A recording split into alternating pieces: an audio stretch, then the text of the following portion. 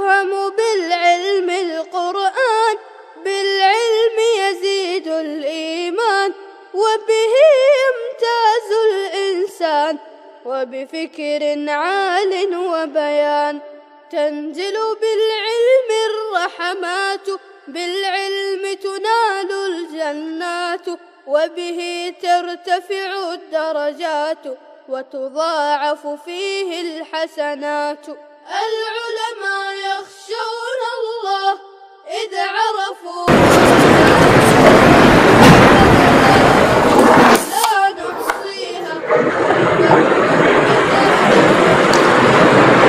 بسم الله الرحمن الرحيم. الحمد لله رب العالمين، والعاقبة للمتقين، والصلاة والسلام على سيد الأنبياء والمرسلين، سيدنا وحبيبنا وحبيب رب العالمين محمد وعلى آله وأصحابه ومن هدى بهديه إلى يوم الدين.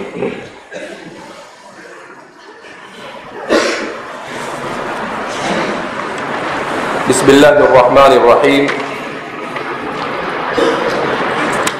بسم اللہ پر کلام کرتے ہوئے الرحمن اور الرحیم پر مصنف کلام کرتے ہیں، اور الرحمن اور رحیم کے سلسلے میں کمیت اور کیفیت کے اعتبار سے کیا فرق ہے اسے مصنف نے بیان کیا. اس کے بعد آخر میں بیان کیا کہ رحمان کو مقدم کرنے کی اور رحیم کو مؤخر کرنے کی کیا وجہ.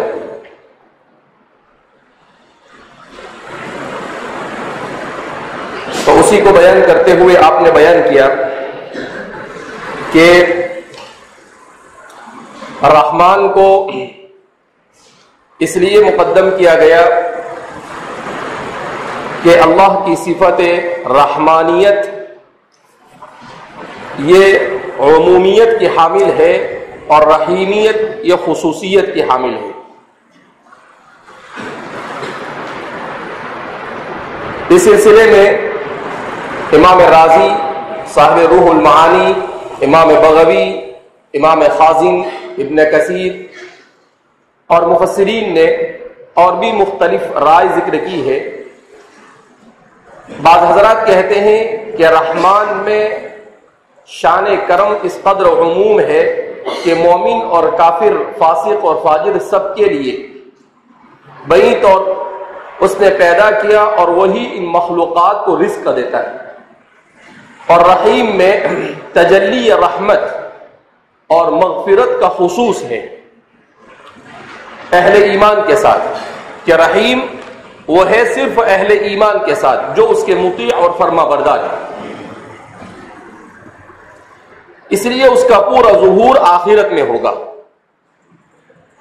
ایک اور فرق بیان کیا ہے بعض حضرات نے، بڑی نقطے کی باتیں لکھی ہے، مطالعے سے گزری، اس لیے میں نے کہا کہ اس کو پریزنٹیشن کے انداز میں آپ کے سامنے بیان کر دیا جائے گا. بعض کہتے ہیں کہ رحمان کے معنی ہیں اللہ تعالی ہر حال میں مہربان ہے، ہر نعمت عطا فرماتا ہے. اور رحیم کے معنی ہیں بلاؤں سے محفوظ رکھنے والا. رحیم کے معنی ہیں بلاؤں سے محفوظ رکھنے والا. تو صفت رحمان یہ اس کی تجلی صفت رزق کی صورت میں اور صفت عطا کی صورت میں ہوتی ہے، عطا عام کی صورت میں، کہ رزق سب کو دیتا ہے، مال سب کو دیتا ہے، حسن و جمال سب کو دیتا ہے، مادی نعمتیں سب کو عطا کرتا ہے. مادی نعمتوں کے عطا کرنے میں اس کے یہاں پر کوئی پیمانہ اس نے نہیں رکھا، لیکن مادی نعمتوں کے علاوہ جو روحانی نعمت ہے، تو روحانی نعمت یہ صرف اور صرف مومنوں کے لیے. تو اس لیے فرماتے ہیں کہ بلاؤں سے محفوظ رکھنا، کہ بلاؤں سے اللہ محفوظ رکھتا ہے ان لوگوں کو جو اللہ کی طرف متوجہ ہوتے ہیں، جو اللہ سے دعا کرتے ہیں، جو ذکر و اذکار کے پابند ہیں. تو ایسے لوگوں کو اللہ بلاؤں سے محفوظ رکھتا ہے. اور اگر بلا ان پر نازل بھی کرتا ہے تو اس بلا پر انہیں صبر کی نعمت سے مالا مال کرتا ہے. وہ اس بلا سے پریشان نہیں ہوتے بلکہ انہیں اس بلا میں بھی لذت محسوس ہوتی ہے اور بلا کو بھی وہ نعمت تصور کرنے لگتے ہیں کہ کوئی بات نہیں، میں صبر کروں گا تو اللہ مجھے اس کا اجر عطا فرمائے گا. جب یہ تصور مومن کے دل میں آتا ہے تو بلا اس کے لیے بلا نہیں بلکہ وہ بلا اس کے لیے نعمت بن جاتی ہے. تو اس لیے فرما رہے ہیں، بعض حضرات کا کہنا ہے کہ رحیم ہونے کا معنی ہے وہ بلاؤں سے محفوظ رکھنے والا ہے. ایک اور فرق بیان کیا، رحمان کے معنی ہے دوزخ سے بچانے والا. کیسے کیسے فروق لوگوں نے اپنے ذہن و دماغ کو اللہ کے کلام کو سمجھنے کے لیے لگایا ہے. رحمان کے معنی دوزخ سے بچانے والا اور رحیم کے معنی ہے بہشت میں داخل کرنے والا. رحیم کے معنی ہے بہشت میں داخل کرنے والا. کیوں؟ اس لیے کہ اللہ رب العزت دوزخ سے جسے بھی بچائے گا اسے اللہ اپنے فضل سے بچائے گا. کسے بچائے گا؟ اپنے فضل سے. البتہ اس میں عدل کی تھوڑی بہت آمیزش ہوگی. ایسا فضل جس میں عدل کی آمیزش ہوگی. سوال پیدا ہو کہ کیا مطلب اس کا؟ اس کا مطلب یہ ہے کہ اللہ جہنم سے اپنی رحمت اور اپنے فضل سے ضرور مومنوں کو نجات دے گا. مگر کیوں نجات دے گا؟ اس لیے کہ اس نے دنیا میں اپنے اختیار سے ایمان اور کچھ نہ کچھ عمل صالح کیا ہوگا تو اللہ کی صفت عدل کو اپنی طرف متوجہ کیا ہوگا. اللہ کی صفت عدل کو اپنی طرف کیا کیا ہوگا؟ متوجہ کیا ہوگا. اور کافر چونکہ اس کے پاس ایمان نہیں، جب اس کے پاس ایمان نہیں تو عمل صالح بھی نہیں، اور جب عمل صالح نہیں تو وہ کلی طور پر عدل سے محروم ہو گیا. محروم ہوا نہیں بلکہ اپنے آپ کو عدل سے محروم رکھا. اس لیے کہ ہونا میں جبر ہے اور رکھنے میں اختیار ہے، تو اس نے اپنے آپ کو عدل سے محروم رکھا. لہذا وہ مستحق ہوا ہی نہیں مغفرت کا. لا یغفر ان یشرک بہ. لہذا اس بنا پر فرماتے ہیں رحمانیت یہ دوزخ سے بچانا اور رحیمیت کے معنی ہے جنت میں داخل کرنا. کیونکہ اللہ جنت میں جو داخل کرے گا تو اس میں صرف فضل ہوگا، اس میں عدل کو کوئی دخل نہیں ہوگا. سوال پیدا ہو کیوں عدل کو دخل نہیں ہوگا؟ اس لیے عدل کو دخل نہیں ہوگا کیونکہ عدل کا معنی کیا ہوتا ہے؟ جس نے جو کام جیسا کیا اسے اس کا ویسا اور اتنا بدلہ دینا. اس کا ویسا اور اتنا بدلہ دینا. اللہ رب العزت انسان کو دنیا میں اتنی نعمتوں سے نوازتا ہے کہ اس کے عمل صالح کے بعد عدل کی صورت میں اس کے لیے کچھ بچتا ہی نہیں. اب آپ کہیں راتوں کو جاگ کر تہجد پڑھے، قرآن کی تلاوت کرے، اپنے نفس کے ساتھ مجاہدہ کرے، یہ سب کچھ کرنے کے بعد بھی کیا نہیں، کچھ نہیں بچتا ہے. کیوں؟ اس لیے کہ اس عمل کی توفیق کا ہونا یہ بھی تو اللہ کا فضل ہے نا. کھڑے ہو کر 2 رکعت ہر آدمی کیوں تہجد نہیں پڑھتا ہے؟ کیوں؟ اس لیے کہ اللہ کی توفیق اور نعمت توفیق متوجہ نہیں ہوئی گناہوں کی وجہ سے. اس نے گناہ کیے. اس لیے فرماتے ہیں کہ جو لوگ دن میں گناہ کرتے ہیں اللہ رب العزت انہیں رات میں اپنے سامنے کھڑے ہونے کی توفیق نہیں دیتا، اٹھنے کے بعد بھی نماز نہیں پڑھ پاتے. تو فرماتے ہیں کہ رحیمیت جنت یہ محض اور محض فضل ہے. اللہ اسی لیے اللہ کے رسول صلی اللہ علیہ وسلم نے فرمایا کہ جنت میں جو بھی داخل ہوگا بفضلہ، وہ کس سے داخل ہوگا؟ اللہ کے فضل سے. تو فرماتے ہیں کہ جنت یہ اللہ کی رحیمیت کا مظہر ہے. جو بھی جنت میں داخل ہوگا وہ اللہ کے فضل سے داخل ہوگا. ایک اور معنی بیان کیا گیا کہ بندوں سے غم اور سختی کو دور کرنا یہ رحمانیت ہے. بندوں سے سختی اور غم اور پریشانیوں کو دور کرنا یہ رحمانیت ہے، اور ان کے گناہ کو بخش کر دینا یہ رحیمیت ہے. ان کے گناہوں کو معاف کر دینا یہ کیا ہے؟ رحیمیت ہے. کہ اللہ رب العزت نے ان کو ایک طرف تو اپنی رحمانیت کا فضل کرتے ہوئے ان سے غم کو دور کیا، ان سے مصیبت کو ٹال دیا.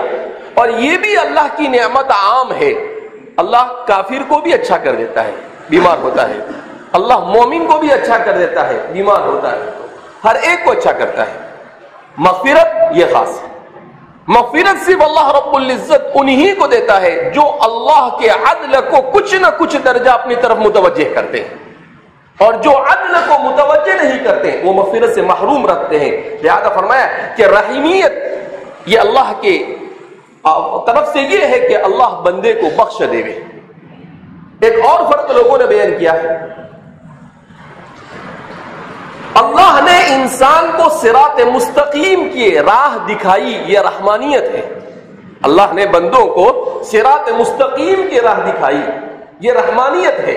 کیا مطلب؟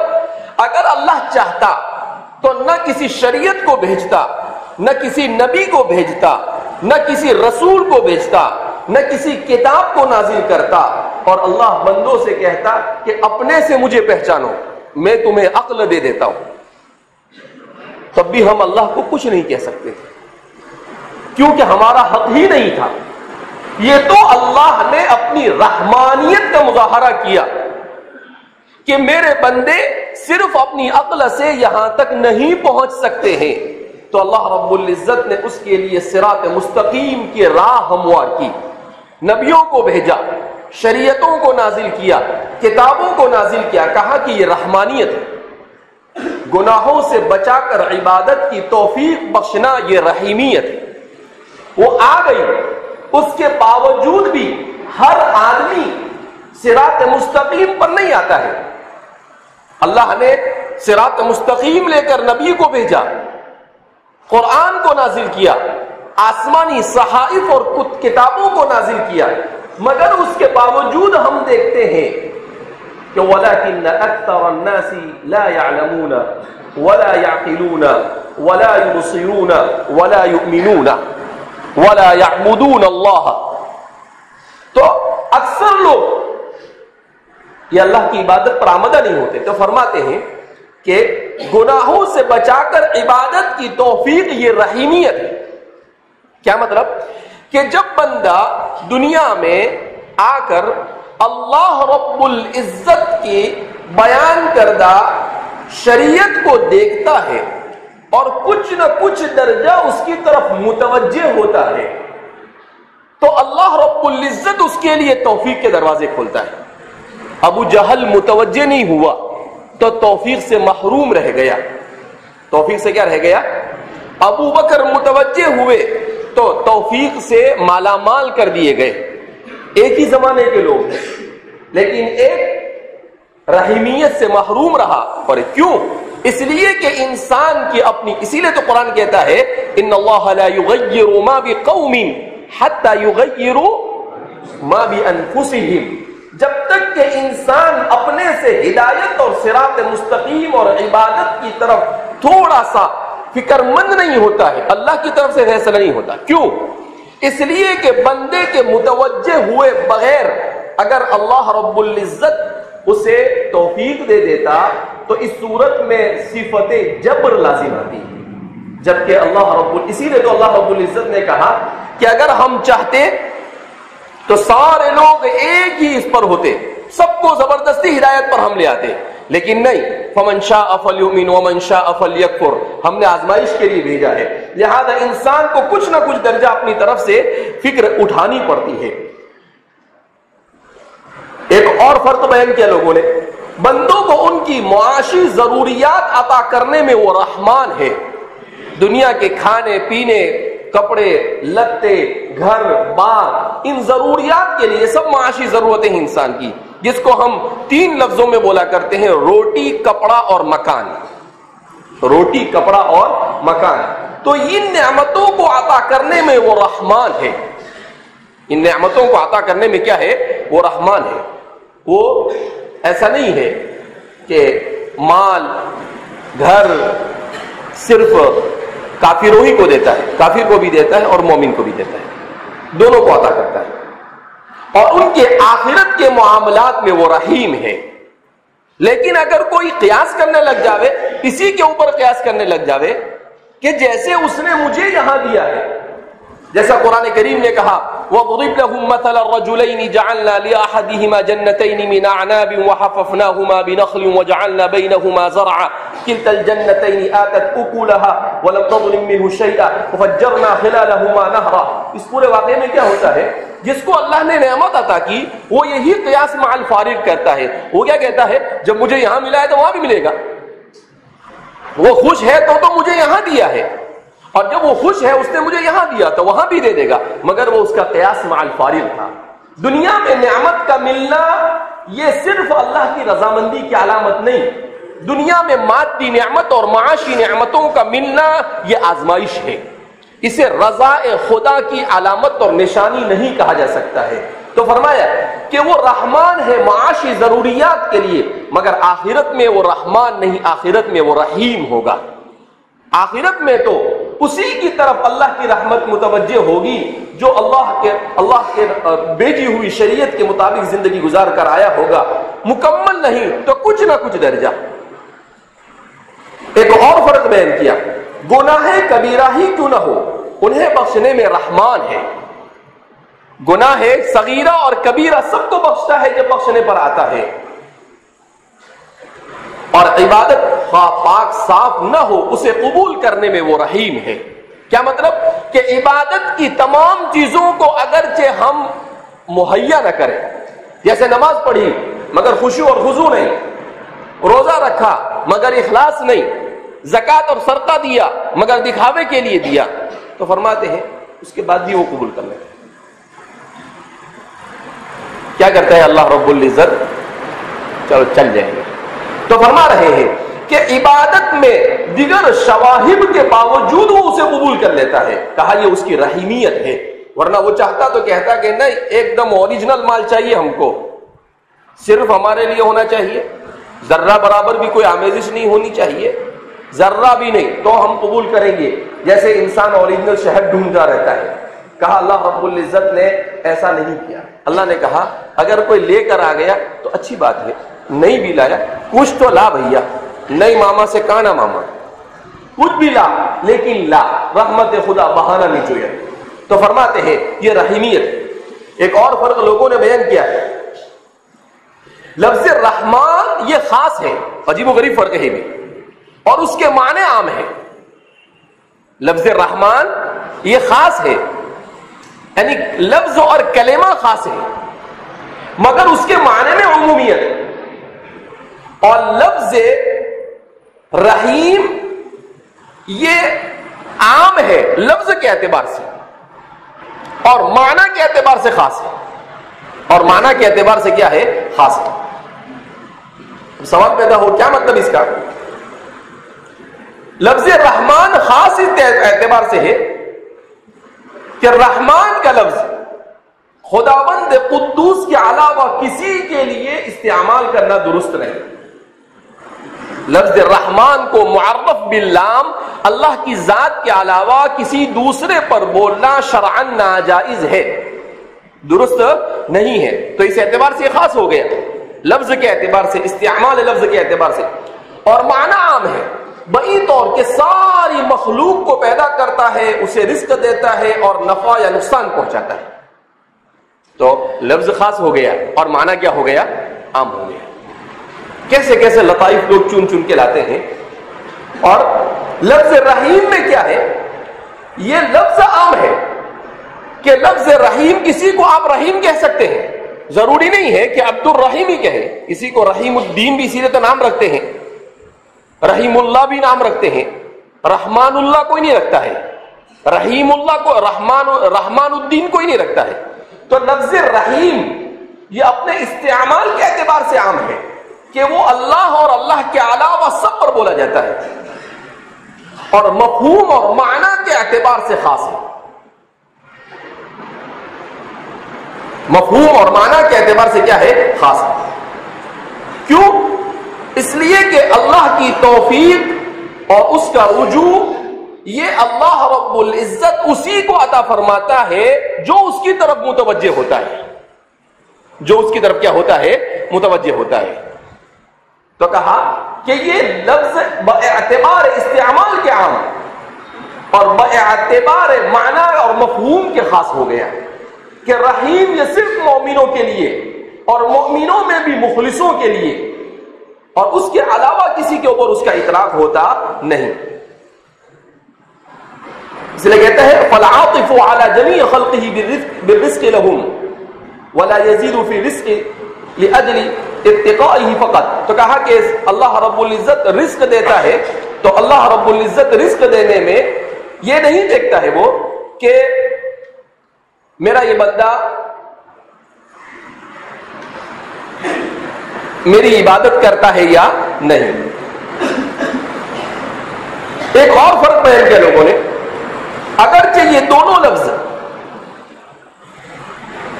اس میں رحمت ہے، یعنی ایک ہی سے مشتق ہے رحمتن سے، لیکن رحمت کے دو مختلف پہلوؤں کو نمایاں کرتے ہیں.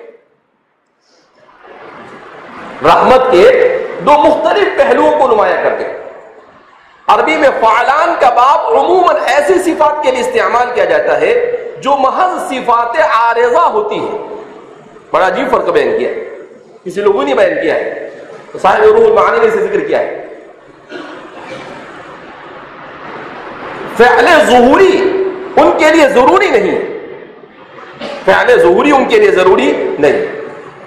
جیسے پیاسے کے لیے عطشان اور غضبناک کے لیے غضبان، مگر پیاسا ہمیشہ پیاسا نہیں ہوتا ہے، تھوڑی دیر کے لیے پیاسا ہوتا ہے. اور غصے والا ہمیشہ غصے میں نہیں رہتا ہے، تھوڑی دیر کے لیے کیا ہوتا ہے، غصے میں رہتا ہے. سراسیمہ اور حیران کے لیے حیران، حیران بھی تھوڑی دیر کے لیے ہوتا ہے. مست آدمی جو رہتا ہے اس کے لیے سکران، یہ بھی کس کے لیے رہتا ہے، تھوڑی دیر کے لیے. یعنی 24 گھنٹے میں سے اگر پیے گا بھی تو گھنٹہ 2 گھنٹہ رہے گا، تو 24 کے مقابلے میں تو کم ہی ہوا، وہ تھوڑی دیر ہے وہ.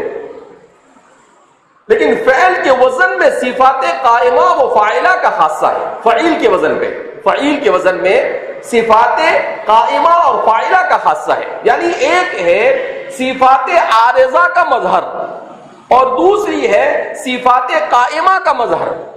رحمان کی جو صفت ہے اس میں صفت عارضی ہے. کیا مطلب؟ کہ اللہ رحمان ہے فی الدنیا فقط، رحمان ہے فی الدنیا فقط. کہا کیوں؟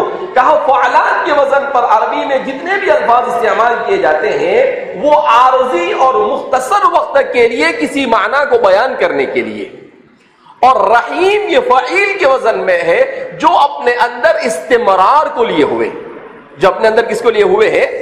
اسی لیے اس کو کہتے ہیں فعل صفات قائمہ، یعنی ایسی صفت جو ہمیشہ سے اور ہمیشہ تک اس کے ساتھ کیا ہوئی ہے، لگی ہوئی ہے. یعنی عموماً ایسے صفات کے لیے بولا جاتا ہے جو جذبات اور عوارض ہونے کی جگہ صفات قائمہ ہوتے ہیں اور اپنے فعلی ظہور بھی رکھتے ہیں. مثلا کریم کرم کرنے والا، حکیم حکمت والا، تو پوری زندگی حکیم رہتا ہے، پوری زندگی کرم کرنے والا ہوتا ہے. جیسے حاتم طائی کو کیا کہتے ہیں، کریم کہتے ہیں، سخی کہتے ہیں. اس کی صفت سخاوت اس کی زندگی کے کسی ایک لمحے کے لیے نہیں ہے، پوری زندگی. اسی لیے اس سے کسی نے ایک مرتبہ پوچھا ہل رأیت رجلا اسخا واکرم منک، کیا تو نے اپنے سے زیادہ سخی اور اپنے سے زیادہ کریم کسی کو دیکھا؟ تو اس نے کہا نعم رأیت ولدا، کہا میں نے ایک بچے کو دیکھا جو مجھ سے زیادہ سخی تھا. کہا وہ کیسے؟ کہا میں نے دیکھا کہ وہ بھوکا ہے، اس کو کسی نے 2 روٹی دی، وہ اپنی 2 روٹی لے کر جا رہا تھا کہ کہیں پر بیٹھ کر کھائے. ابھی کھانا شروع ہی کرنے والا تھا کہ ایک کتا پہنچ گیا وہاں پر، وہ بھی بھوکا تھا. وہ اس روٹی کی طرف دیکھنے لگا تو اس بچے نے وہ روٹی پھینک دی، وہ کتا کھا گیا. تو یہ اس کا انتظار کرنے لگا کہ اس کی بھوک ختم ہوتی ہے یا باقی ہے. کہا پھر وہ اس کی طرف متوجہ ہوا تو فرماتے ہیں کہ دیکھا کہ ابھی بھی یہ بھوکا ہے تو اس نے دوسری روٹی بھی اسے دے دی. کہا خود بھوکا رہا اور اپنے پاس جتنی پونجی تھی سب کے سب اس کتے کو اس نے دے دی. تو کہا میں نے سمجھا کہ یہ آدمی مجھ سے زیادہ سخی ہے، اس لیے کہ میرے پاس جو کچھ ہے اس کا بعد میں لوگوں کو دیتا ہوں، لیکن اس نے تو اپنی کل پونجی لٹا دی، ایک تو خود بھوکا رہ گیا. وَيُثِرُونَ عَلَىٰ أَنفُسِهِمْ وَلَوْ كَانَ بِهِمْ خَصَاصَةٌ. کہا ایثار کی بے مثال چیز میں نے دیکھی تو فرماتے ہیں اسی کو کہتے ہیں اللہم اجعلنی فی عینی صغیرا وفی اعین الناس کبیرا، کہ آدمی اپنے آپ کو اپنی نظر میں چھوٹا سمجھے، اللہ اس کو دوسروں کی نظر میں بڑا بنا دے، یہ الگ بات ہے۔ تو فرماتے ہیں لہذا رحمان کے معنی ہوئے وہ ذات جس میں رحمت ہے، اور الرحیم کے معنی ہوئے وہ ذات جس میں نہ صرف رحمت ہے بلکہ جس کی رحمت اپنا فعلی ظہور بھی رکھتی ہے، اور تمام کائنات اس سے فیضیاب ہو رہی ہے، تمام کائنات اس سے کیا ہو رہی ہے؟ فیضیاب ہو رہی ہے۔ اس کے بعد آگے بیان کرتے ہیں کہ بسم اللہ میں یہ تین ہی لفظ کو کیوں لایا گیا۔ شاہ عبدالعزیز صاحب محدث دہلوی رحمۃ اللہ علیہ نے ایک عجیب نقطہ بیان کیا ہے۔ شاہ صاحب فرماتے ہیں کہ بسم اللہ کو خداوند قدوس نے اپنی تین خوبصورت اسما سے زینت دی۔ ایک اسم ذات اللہ، نمبر 2 اسماء صفات میں سے الرحمن اور رحیم۔ اس کی حکمت یہ ہے، بڑی عجیب بات بیان کی آپ نے، ہر کام کی تکمیل کے لیے تین امور کا ہونا ضروری ہوتا ہے۔ کوئی بھی کام مکمل ہونے کے لیے تین چیزوں کا ہونا ضروری ہے۔ سب سے پہلے یہ کہ جو چیز پردے عدم میں ہو اسے عرصہ وجود میں جلواگر کرنا، جو نہیں تھی اسے وجود میں لانا، اور اس کے وجود کے ہر طرح کے سامان کو مہیا کرنا، اس کے وجود کے ہر طرح کے سامان کو مہیا کرنا۔ نمبر 2 یہ کہ سامان کے موجود ہونے کے بعد اس چیز کو پائے تکمیل تک پہنچنے تک وہ سامان ضائع نہ ہو اور برباد نہ ہو اور خراب نہ ہو جاوے، اس کے لیے اسباب کا مہیا کرنا، یعنی اس کو پائے تکمیل تک پہنچنے کے اسباب مہیا کرنا۔ وجود میں آئی، اس کے بعد پائے تکمیل تک پہنچنے کے اسباب مہیا کیا۔ تیسرا یہ کہ اسباب اور سامانوں کی ترتیب اسی انداز سے ہو جس مقصد کے لیے اس کو بنایا گیا ہو، ترتیب اور تہذیب کے ساتھ۔ اگر ایسا نہ ہو سکا تو اس کا مقصد وجود ہی ختم ہو جائے گا۔ چنانچہ اس میں ذات اللہ جو تمام صفات کمال کا جامع ہے، وہ خدا کی شان تخلیق کی جلوہ نمائی کے لیے ہے۔ اللہ کی صفت تخلیق کی جلوہ نمائی کرتا ہے کہ ہر چیز کو عدم سے وجود میں لایا ہو۔ اب پھر سوال پیدا ہوتا تھا اس کے بعد کہا کہ جب وہ چیز وجود میں آ گئی جو کائنات کے چپے چپے پر نظر آتی ہے، اس کے بعد عالم کے وجود و شہود، وہ نشو و نما رحمانیت کی صفت ہے کہ پھر اس کو ہر چیز کو اس کے اعتبار سے وہ اوحا فی کل سماء امرہا کہتا ہے۔ اسی طرح سے حدیث میں آتا ہے کہ ہر چیز کو اس کے متعلق چیزیں وحی کر دی جاتی ہے، پرندہ ہو، جانور ہو، جمادات ہو، نباتات ہو، ہر ایک کو اس سے متعلق کہ وہ کب سے کب تک اسے کیا کرنا ہے وہ سب اسے سکھا دیا جاتا ہے۔ کہا کہ یہ صفت رحمانیت کا تقاضا ہے کہ وہ ہر چیز کو کمال تک پہنچا دیتا ہے۔ خدا نے مخلوقات کو پیدا کیا، پھر درجے کمال تک پہنچانے کے لیے ان کو اسباب مہیا فرمائے، اس لیے وہ صفات رحمانیت سے سامان بقا اور ارتقاء کی نشاندہی ہوتی ہے۔ اور پھر جب وہ کمال تک پہنچے تو کمال کے بعد ایک عرصے تک اس کے بعد بھی انہیں باقی رکھا، ایسا نہیں کہ کمال تک پہنچنے کے بعد دھڑام سے کیا ہو گیا، وہ گر گیا۔ کہا کہ یہ اس کی صفت رحیمیت کا ظہور ہے کہ اسے وجود دیا، وجود کے بعد اس کے لیے اسباب کمال مہیا کیے، اور اسباب کمال مہیا کرنے کے بعد اس کو اسباب کمال تک پہنچانے کے بعد ایک عرصہ اس کو رہنے دیا۔ کہا یہ سب کے سب اسی وقت ہو سکتا ہے جب اللہ رب العزت کی یہ تینوں کے تینوں صفتیں کیا ہو، مہیا کیا جائے۔